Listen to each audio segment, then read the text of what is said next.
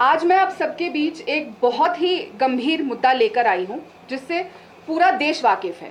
बंगाल में जो महिलाओं के साथ लगातार होता आ रहा है, ये सिर्फ एक घटना नहीं है। हाँ, ये बात सत्य है, जो अभी घटना हुई है हाल ही में, उसको पूरे देश उससे झंझोड़ चुका है।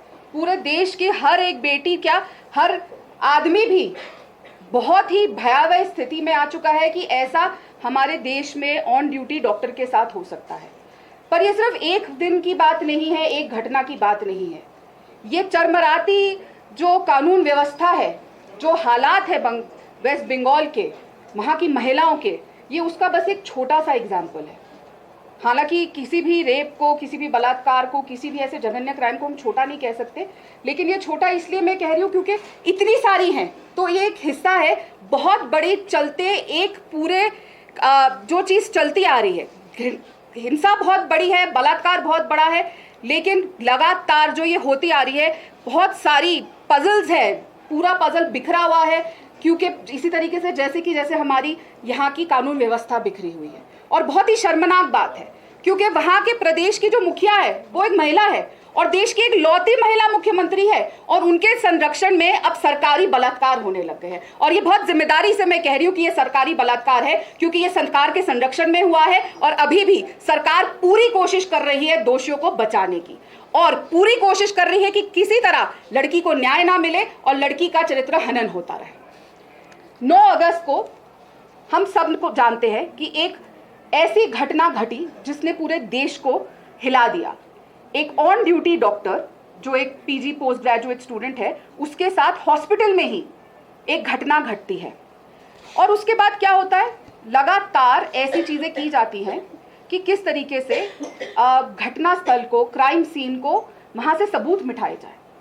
लगातार हम देखते आए, और सिर्फ इसमें प्रशासन नहीं, पुलिस, कॉलेज का प्रशासन ममता बनर्जी के इशारे में लगातार काम कर रहा है। हमने ये भी देखा किस तरीके से हॉस्पिटल के प्रिंसिपल ने, कॉलेज के प्रिंसिपल ने कोई शिकायत दर्ज नहीं करी।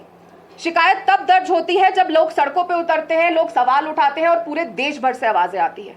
और ये मैं नहीं कह रही, ये हमारी कोर्ट ने, हमारे न्यायालय ने ये बहुत ही महत्वपूर्ण टिप्पणी करी और बहुत कड़ी निंदा करी कि क्या कर रहा था कॉलेज का प्रशासन और क्यों पुलिस में शिकायत दर्ज नहीं की गई।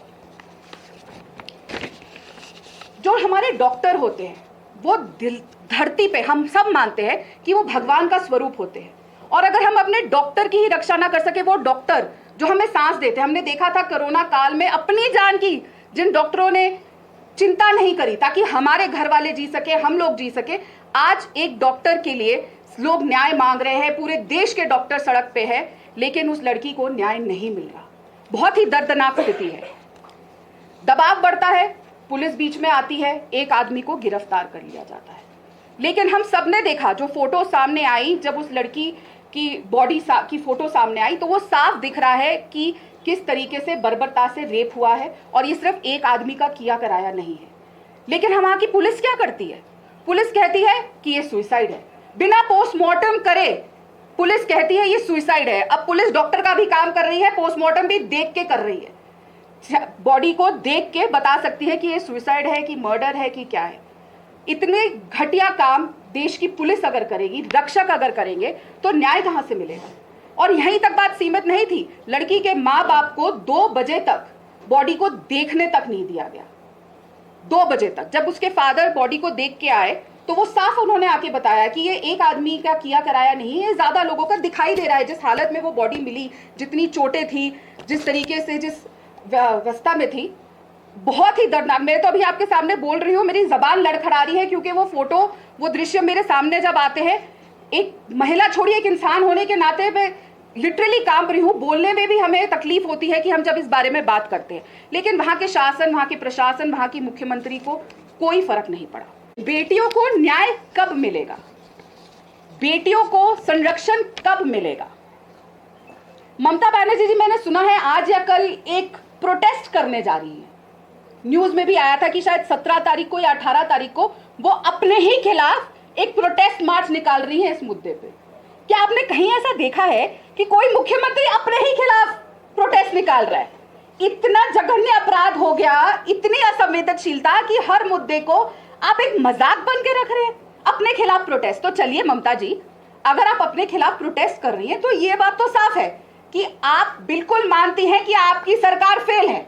आप as a home minister fail है, आप as a health minister fail है, आप as a woman chief minister बिल्कुल ही फेल है, इसलिए आपको अपने खिलाफ प्रोटेस्ट करनी पड़ रही है। इसीलिए हम मांग करते हैं कि ममता बनर्जी जी तुरंत इस्तीफा दे। जिस मुख्यमंत्री को खुद के खिलाफ आज प्रोटेस्ट करना पड़ रहा है, वो किस हैसियत से वहां उस कुर्सी पे आज भी बैठी हुई है? क्यों नहीं वो इस्तीफा दे रही? हम उनसे जानना चाहते हैं कि कब तक वो लगातार दोषियों को बचाती रहेंगी, कब तक उन दोषियों को बचाने वालों को इनाम देती रहेंगी, और कब देश की बेटियों को, प्रदेश की बेटियों को न्याय मिलेगा। ये बात सिर्फ वेस्ट बंगाल की बेटियों तक सीमित नहीं है, यह हर उस प्रदेश के लिए है जहां, और हमने देखा भी जिस तरीके से 15 अगस्त को प्रधानमंत्री जी ने लाल किले से ये बात बोली, उन्होंने एक किसी राज्य की बात नहीं करी, उन्होंने कहा सभी राज्यों को आगे आके और जिम्मेदारी से जल्दी न्याय करना पड़ेगा, और दोषियों को, उन राक्षस वृत्ति करतूत करने वाले लोगों को जल्द से जल्द सजा देनी पड़ेगी। और आप मीडिया से भी उन्होंने आह्वान किया और रिक्वेस्ट किया कि जिस तरीके से बलात्कार के ऊपर हम लोग चर्चा करते हैं, उस तरीके से जिन लोगों को सजा मिल रही है उसके ऊपर भी चर्चा करना बहुत जरूरी है, क्योंकि जब तक ये अपराधी, ये मानसिकता के लोग डरेंगे नहीं, अपराध रुकेगा नहीं। और इसीलिए प्रधानमंत्री के इस रिक्वेस्ट को मैं आपके सामने भी और लेकर आई हूं कि मीडिया भी लगातार, ये तो मीडिया की ही बदौलत है कि ये सब कुछ सामने आया और इतनी चीजें आ रही हैं, और आप लोग, हम बेटियों के लिए, एज अ महिला मैं बोल रही हूँ, अभी मैं जो ये शब्द बोल रही हूँ, आप भूल जाइए मैं कौन सी पार्टी के लिए से आती हूँ, लेकिन आप लोग जिस तरीके से महिला के लिए खड़े होकर असलियत दिखा रहे हैं, देश को पता चल रहा है, तभी हम लड़कियां बोल पा रही हैं। वरना जैसे मैंने कहा, और आप लोग डरे नहीं, इतने बड़े बड़े राजा महाराजा नेता डर गए, लेकिन हमारे मीडिया के साथी डरे नहीं और एज इट इज रिपोर्ट दिखा रहे हैं। इसीलिए जहां जहां जिन लोगों को सजा दी है, जैसे प्रधानमंत्री जी ने कहा, उस पर भी चर्चा होना जरूरी है, ताकि उन लोगों तक पहुंचे कि आपको सिर्फ बचाया नहीं जाता, क्योंकि अभी तक सिर्फ पहुंच रहा है ममता बनर्जी ने बचाया, इंडिया अलायंस ने बचाया, वहां पे कोई कह देगा लड़के हैं, गलती हो जाती है, फिर वो कह देंगे कि उनको सजाए मौत नहीं देनी चाहिए। अबू आजमी ये सजाए मौत नहीं देनी चाहिए तो मुलायम सिंह यादव इंडिया अलायंस के नेता ने कहा था, उन्हीं के नेता अबू आजमी ने कहा था कि जब बलात्कारी को हैंग किया जाए तो साथ में जिस लड़की का बलात्कार हुआ है उसे भी हैंग कर दो। ये है मानसिकता जिससे हम देश की बेटियां लड़ रही हैं, और जिससे लड़ने के लिए आप मीडिया वाले हमारा साथ दे रहे हैं। इसीलिए जो ये बर्बरता होती है, जो उनको सजा मिलती है, उसको दिखाना, उस पर चर्चा होना बहुत जरूरी है, जैसे प्रधानमंत्री जी ने कहा, ताकि वो लोग डरे, क्योंकि खौफ होगा तभी ये क्राइम रुकेंगे। अदालत में जब ये बात जाती है तो जैसे कि मैंने बताया कि अदालत ने कहा कि क्यों कॉलेज के प्रिंसिपल ने ये घटना को पुलिस में क्यों कंप्लेंट नहीं करी, इस पे भी सवाल उठे। सीबीआई इंक्वायरी की जैसे हम बात जानते हैं, ममता बनर्जी लगातार बोलती रही कि अगर बच्ची के माँ बाप चाहेंगे तो सीबीआई इंक्वायरी होगी। बच्ची के माँ बाप ने जो हलफनामा दिया कोर्ट में, आप जानते हैं उसमें क्या था? उसमें ये उन्होंने कहा कि कम से कम जो हमें खबर मिली है लोगों से, जो सूत्रों से, हवालत से पता चली है, उसमें 3 लोग कम से कम इन्वॉल्व है। बच्चे की माँ बाप तो कह रहे हैं 3 लोग इन्वॉल्व है, लेकिन ममता बनर्जी जी के कान तक वो बात नहीं पहुंच रही कि 3 लोग इन्वॉल्व है। एक आदमी को अरेस्ट करके, मामले को रफा दफा करके बात निपटाने की कोशिश करी जा रही है, और इससे साफ बदबू आ रही है इस बात की कि कोई ना कोई तार टीएमसी से जरूर जुड़े हुए हैं। इसीलिए किसी को संरक्षण दिया जा रहा है, इसीलिए किसी को बचाया जा रहा है, सिर्फ अपने साथियों को बचाने के लिए ये पूरा खेल रचा जा रहा है। और इससे हम जो कॉलेज का प्रिंसिपल है उनको हम पीछे नहीं छोड़ सकते। आरजीकर कॉलेज के प्रिंसिपल संदीप घोष, आप सब जानते होंगे कि पहले भी उनके ऊपर भ्रष्टाचार के आरोप लगे थे, जिसकी वजह से उनको वहां से भेज के मुर्शिदाबाद ट्रांसफर कर दिया गया था। उसके बाद बुला के उनको आरजीकर मेडिकल कॉलेज का प्रिंसिपल बनाया जाता है। जब इतनी बड़ी घटना होती है, उनके बयान सामने आते हैं, वो कहते हैं कि अगर लड़की रात को सेमिनार हॉल में जाएगी तो मैं क्या कर सकता हूं, मैं सुरक्षा कैसे दूं? अगर प्रिंसिपल सुरक्षा नहीं दे सकता, प्रिंसिपल सीसीटीवी कैमरा नहीं लगा सकता, तो उसको इस्तीफा देना चाहिए, वो इंसान होने के लायक नहीं है। ये कैसा सवाल और कैसा जवाब था कि मैं सुरक्षा नहीं दे सकता, सेमिनार हॉल में रात को जाएगी लड़की, तो लड़की को रात को सेमिनार हॉल में जाना क्यों पड़ा? इसलिए जाना पड़ा क्योंकि उस हॉस्पिटल में कोई चेंजिंग रूम नहीं थे। 36 घंटे जो महिलाएं वहां डॉक्टर्स काम करते हैं, उनके पास एक चेंजिंग रूम तक अवेलेबल नहीं था, कहीं पर भी सीसीटीवी कैमरा नहीं थे। ऐसे हालात क्यों थे? कि लड़की को जाके सेमिनार हॉल में कपड़े बदलने पड़ते थे क्योंकि वहां पे चेंजिंग रूम नहीं था। एक बेसिक नेसेसिटी होती है, चाहे महिला हो या आदमी हो, एक डॉक्टर के लिए या कहीं पे भी हम काम करते हैं, एक बाथरूम होना चाहिए, एक चेंजिंग रूम होना चाहिए। जो लोग 36 घंटे ड्यूटी लगते हैं, क्या उनको एक कमरा चेंजिंग रूम भी नहीं मिल सकता? और फिर आप कहते हैं कि सीसीटीवी कैमरा नहीं लगा सकता, मैं सुरक्षा नहीं दे सकता। तो आप बतौर प्रिंसिपल क्या कर रहे हैं? आप क्या वहां सिर्फ करप्शन करने के लिए बैठे हैं ताकि पैसा ममता बनर्जी तक पहुंचाए और फिर आपको कभी मुर्शिदाबाद भेज दिया जाए, कभी कलकत्ता ले आया जाए? और जब वो इस्तीफा देते हैं तब देखिए बात यही खत्म नहीं होती। इस्तीफा देने के बाद ममता बनर्जी जी उनका इस्तीफा स्वीकार करने से मना कर देती है, कहती है लो, फेंक के मारती हैं कि मैं इस्तीफा नहीं एक्सेप्ट करूंगी, और उनको एक और कॉलेज का प्रिंसिपल बना दिया जाता है। इस पर भी कोर्ट ने कड़ी निंदा करी कि जो प्रिंसिपल इन्वेस्टिगेशन के दायरे में है उसको आपने कैसे किसी और यूनिवर्सिटी का प्रिंसिपल बना दिया। ऐसा हुआ जैसे कि उनको इनाम दिया गया। पहले मुर्शिदाबाद भेजा गया इनाम के तौर पे भ्रष्टाचार का पैसा क्योंकि लगातार पहुंचा रहे थे, और अब क्योंकि उन्होंने जिस तरीके से एविडेंस मिटाने की कोशिश करी, उस पर भी मैं आऊंगी, जिस तरीके से उन्होंने पुलिस के साथ एविडेंस संदीप घोष ने मिटाने की कोशिश करी, उसके इनाम तौर पर उनका इस्तीफा रिजेक्ट किया गया और उनको एक और कॉलेज का प्रिंसिपल बना दिया जाए। जितने भी डॉक्टर वहां पे हड़ताल में हैं, उन्होंने मीडिया से जब बात करी है, मुझसे बात नहीं करी है, कोई भारतीय जनता पार्टी के कार्यकर्ता से बात नहीं करी है, उन्होंने मीडिया से जो हड़ताल पे डॉक्टर हैं उन्होंने ये बताया है कि जैसे ही ये घटना घटी उसके अगले दिन से ही जो बगल वाले कमरे थे उधर कंस्ट्रक्शन होनी शुरू हो गई। कहा जा रहा है कि घटना सिर्फ सेमिनार हॉल तक सीमित है, पर हम नहीं जानते क्योंकि वहां सीसीटीवी कैमरा नहीं थे कि शुरुआत कहां से हुई, क्या हुआ, किसी को नहीं पता। लेकिन आसपास के कमरों में तोड़फोड़ शुरू कर दी गई। उसके बाद हम देखते हैं कि at the stroke of the midnight hour, हम सब जाते हैं at the stroke of the midnight hour 78 स्वतंत्रता दिवस था हमारा, और at the stroke of the midnight hour Bengal में हमारे डॉक्टरों को पीटा जा रहा था, उनको डराया धमकाया जा रहा था कि किसी तरह से वो चुप्पी बनाए रखे, क्योंकि जिस तरीके से एक के बाद एक परत सामने आ रही है उसको किसी तरीके से लिपापोती करी जाए। और एक भीड़ आती है, वहां की पुलिस हाथ खड़े कर देती है, और वो भीड़ कहां जाती है? बिल्कुल संयोजित तरीके से सीधा के सीधा वो सेमिनार हॉल की तरफ जाती है और वहां तोड़फोड़ कर देती है। साफ साफ टीएमसी के तार इसमें जुड़े हुए हैं चीजों को मिटाने पे, क्योंकि जब तक सीबीआई इंक्वायरी की जांच कोर्ट ने ऑर्डर नहीं दिए थे तब तक कुछ नहीं हुआ था। जैसे ही सीबीआई इंक्वायरी ऑर्डर होती है, सीबीआई के पहुंचने से पहले वहां पे 7 वाले कमरे की तोड़फोड़ शुरू हो जाती है, रात को डॉक्टरों को पीटा जाता है, और भीड़ के नाम पे लोग वहां अंदर घुसते हैं। और सीधा आप ये बताइए कि भीड़ को कैसे पता कि कौन से कमरे में क्या हुआ था? भीड़ कैसे डायरेक्टली सीधा उस हॉल पे पहुंचती है और सिर्फ वहीं पे तोड़फाड़ करती है? और क्यों सिर्फ डॉक्टरों को पीटा जाता है? किसी की साजिश तो है, लोगों की आवाज दबाए जाने की कोशिश करी जा रही है, सबूतों को मिटाने की कोशिश की जा रही है।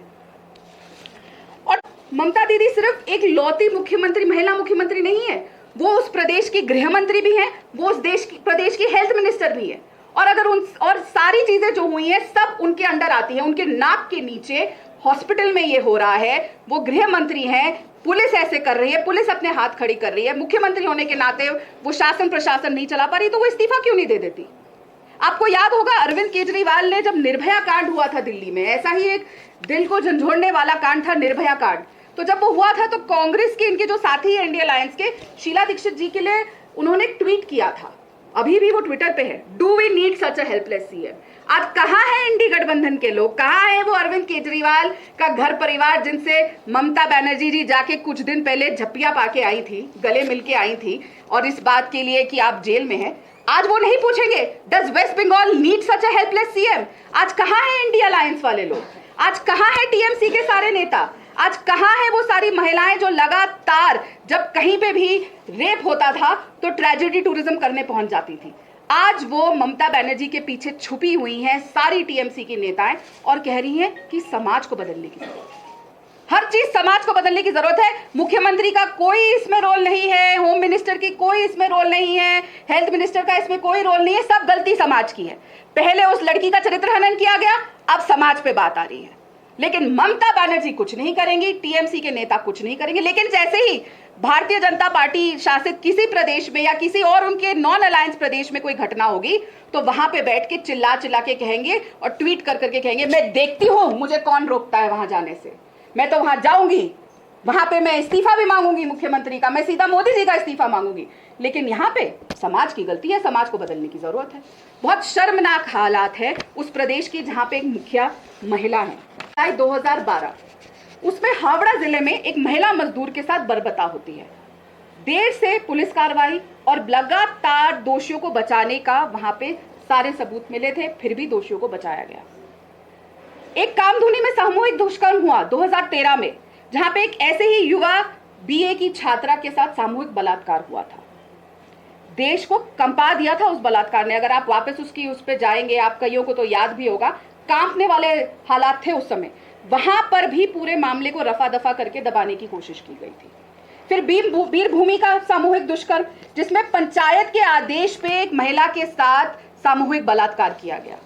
तब भी इनका प्रशासन, इनका शासन, ममता बनर्जी और उनकी पुलिस चुप्पी बांध के उन लोगों को बचाती रही। क्यों? क्योंकि राजनीति जो करनी थी। कंदमहल सामूहिक दुष्कर्म 2000 ममता बनर्जी ने नहीं किया। वो चाहती तो सीधा ये सीबीआई को मामला दे दिया जाता। अगर वो इतनी हेल्पलेस है, अगर उनकी पुलिस उनकी नहीं सुन रही, वहां की पुलिस को इंटेलिजेंस फेलियर है, यही नहीं पड़ता एक भीड़ अंदर आने वाली है और ऐसा कुछ होने वाला है, तो इस्तीफा उनको पहले ही सीबीआई को दे देना चाहिए था। पर नहीं, टाइम बाय किया जा रहा था। जैसा मैंने कहा कि जिस तरीके से किसी को बचाने की कोशिश करी जा रही है। और बात यहीं तक सीमित नहीं होती है।